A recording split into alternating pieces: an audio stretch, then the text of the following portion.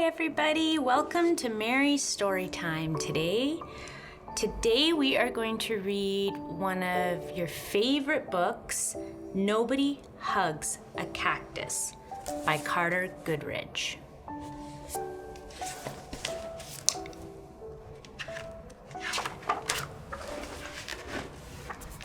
Hank lived in a pot.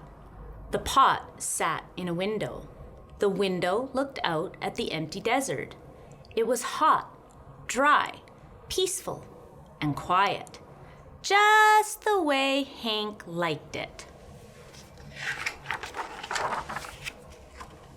But every now and then, somebody would interrupt Hank's peace and quiet. "Hi, Hank," Rosie the tumbleweed called out. "Isn't it a beautiful day?" Hank ignored her. He just wanted to be left alone. Oh, look at his face. Okay,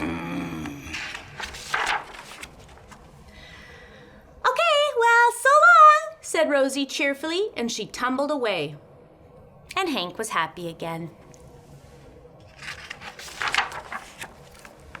But just as he was beginning to relax, "Hello!" shouted a tortoise. "Private property!" yelled Hank. "Keep out!" The tortoise was so frightened, he hid in his shell. Hank was still yelling at the tortoise when a jackrabbit dashed by. "Hey, ya prickles!" she shouted. "My name isn't Prickles," Hank yelled back. "and stay out of my yard."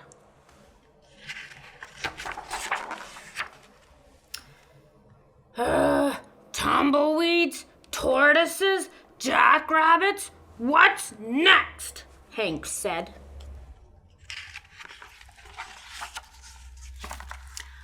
A coyote came lopping by. "No dogs allowed," Hank yelled. "I'm not a dog," said the coyote, "and you are as prickly on the inside as you are on the outside."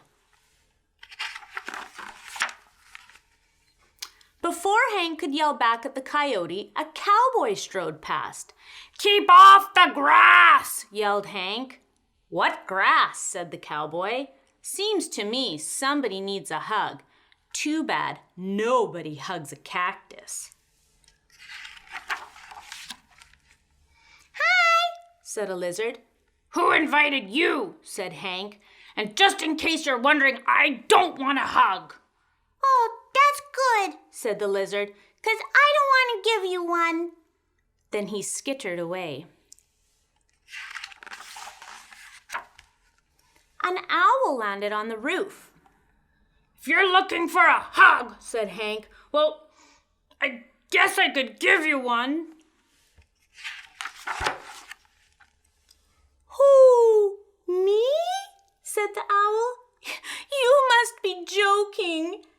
And for the first time, Hank began to feel a little lonely. The next morning, Hank was feeling more sad on the inside than prickly. Maybe a hug wouldn't be so bad after all.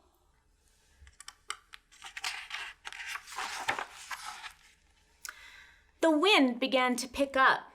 An old cup blew by and stuck to Hank's face. His arms were too short to get it off. "Oh, great," said Hank. "Aw, look at poor Hank." After a while, Rosie came bouncing by. "Oh, I'll get it off for you, Hank," she shouted, and she jumped up to knock the cup off Hank's face. Then she tumbled away.